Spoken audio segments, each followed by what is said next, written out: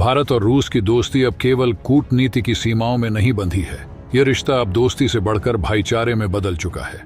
जब यूएसए और चीन अपने खेल में लगे हुए थे, प्रधानमंत्री मोदी ने यूक्रेन की धरती पर कदम रखा। दोस्तों, ये वही यूक्रेन है जहां अमेरिकी राष्ट्रपति बाइडेन के दौरे के बावजूद रूस ने अपने हमले नहीं रोके थे। लेकिन जैसे ही पीएम मोदी वहां पहुंचे, रूस ने तुरंत अपने सारे हमले बंद करवा दिए। यह साफ संदेश है कि जब तक भारतीय मित्र यूक्रेन में रहेगा, तब तक वहां कोई हमला नहीं होगा। भारत और रूस की यह अनमोल दोस्ती हमें गर्व से भर देती है, क्योंकि यह सिर्फ एक कूटनीतिक संबंध नहीं, बल्कि एक अटूट विश्वास और भाईचारा है। लेकिन दोस्तों, वीडियो में आगे जाने से दोस्त रूस के लिए वीडियो को लाइक करके कमेंट बॉक्स में जय हिंद जरूर लिखें। याद रहे, जय हिंद बोलना देश के लिए गर्व की बात है।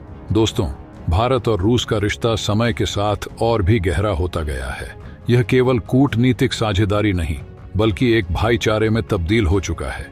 यह रिश्ता इतना मजबूत है कि जब पूरी दुनिया अमेरिका और चीन की चालों को देख रही है, तब भी भारत और रूस की दोस्ती अपने आप में अनूठी बनी हुई है। प्रधानमंत्री नरेंद्र मोदी की हालिया यूक्रेन यात्रा ने दुनिया को हैरान कर दिया है। इस यात्रा के प्रभाव ने न केवल वैश्विक राजनीति में हलचल मचा दी, बल्कि इसने भारत और रूस के बीच के गहरे रिश्ते को भी उजागर किया। आपको याद होगा, जब अमेरिकी राष्ट्रपति जो बाइडेन ने यूक्रेन का दौरा किया था, तब रूस ने अपने हमले जारी रखे थे।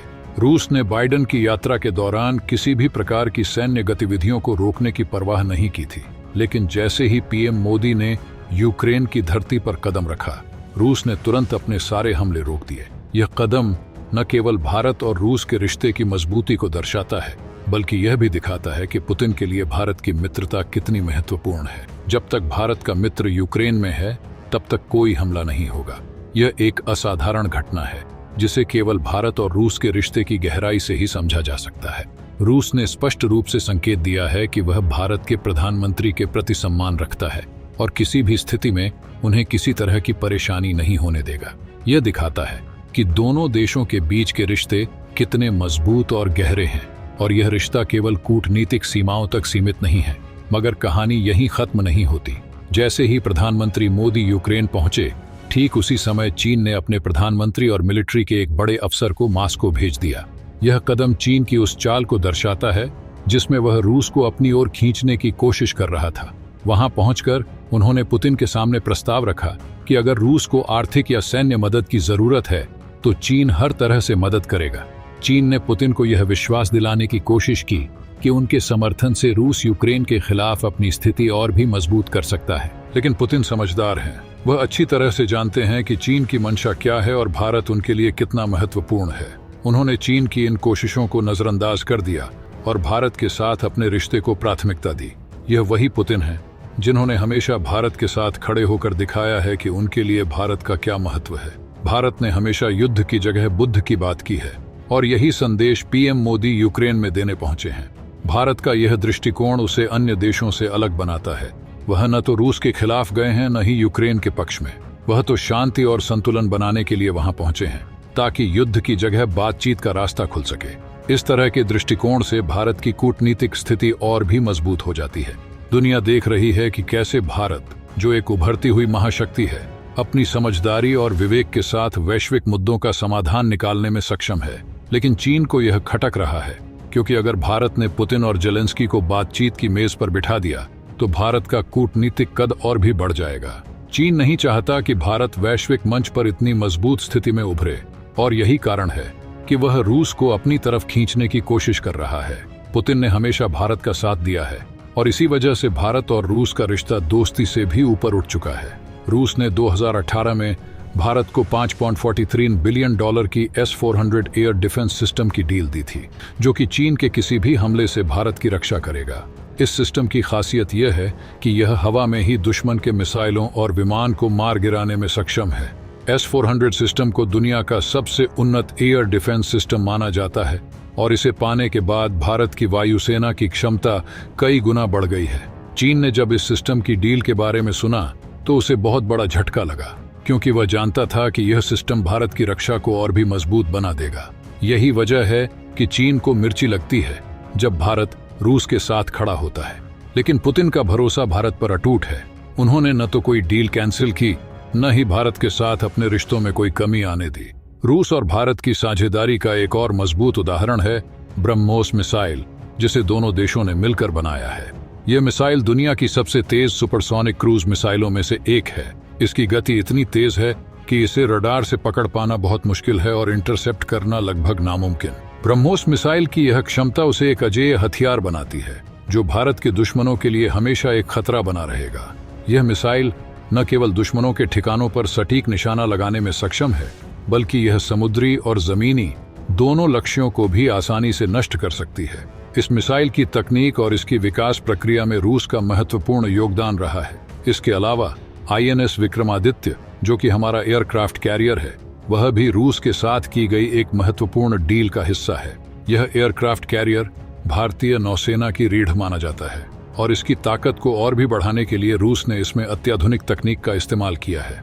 INS विक्रमादित्य के साथ भारतीय नौसेना अब भारतीय महासागर क्षेत्र में अपनी उपस्थिति को और भी मजबूत कर सकती है।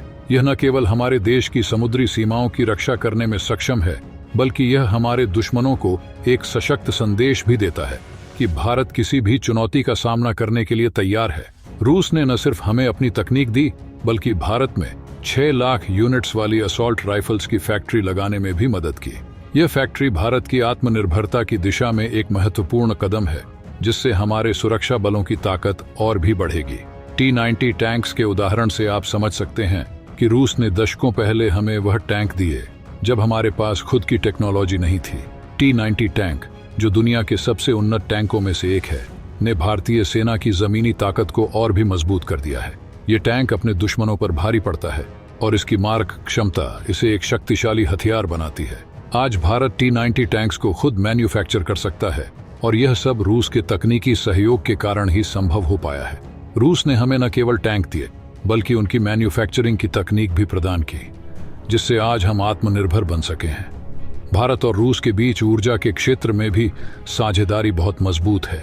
भारत ने रूस से उस समय तेल खरीदा जब अमेरिका और यूरोप ने रूसी तेल पर प्रतिबंध लगा दिया था। रूस ने भारत को कंसेशनल रेट्स पर तेल की आपूर्ति की, जिससे भारत को ऊर्जा के क्षेत्र में स्थिरता प्राप्त हुई।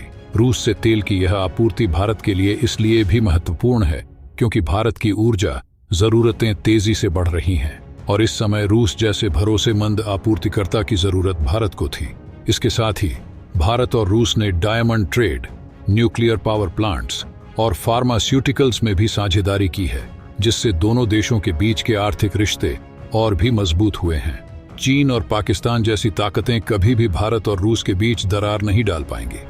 रूस कभी कभी एशियाई देशों के साथ संतुलन बनाए रखने के लिए चीन की ओर झुक सकता है, लेकिन इसका मतलब यह नहीं कि भारत के साथ उसके रिश्ते कमजोर हो रहे हैं। रूस ये भलीभांति समझता है कि भारत उसके लिए एक महत्वपूर्ण और भरोसेमंद साझेदार है। भारत दुनिया का सबसे बड़ा हथियार आयातक है और रूस हमेशा भारत के साथ खड़ा रहेगा, चाहे हालात जैसे भी हों। यह रिश्ता केवल सैन्य सहयोग तक सीमित नहीं है, बल्कि यह एक सांस्कृतिक और ऐतिहासिक संबंध भी है जिसे कोई ताकत तोड़ नहीं सकती। आज जब प्रधानमंत्री मोदी यूक्रेन पहुंचे हैं, रूस ने अपनी दोस्ती का प्रमाण देते हुए हमले रोक दिए हैं। यह साबित करता है कि पुतिन सिर्फ दोस्त नहीं, बल्कि भाई से भी बढ़कर है। यह घटना सिर्फ कूटनीति का एक उदाहरण नहीं है, बल्कि यह दर्शाती है कि कैसे दो देश एक दूसरे के साथ खड़े हो सकते हैं, चाहे परिस्थितियां कैसी भी हों। क्या आप भी इस बात से सहमत हैं? अगर हाँ, तो नीचे कमेंट सेक्शन में लिखकर हमें जरूर बताएं। इस वीडियो को जितना हो सके शेयर करें ताकि ज्यादा से ज्यादा लोग इस जानकारी से अवगत हो सकें। और सबसे जरूरी बात, अगर अभी तक आपने इस चैनल को सब्सक्राइब नहीं किया है तो सब्सक्राइब करके बेल आइकॉन के ऑल पर क्लिक कर लें। मिलते हैं अगले वीडियो में। जय हिंद, जय भारत।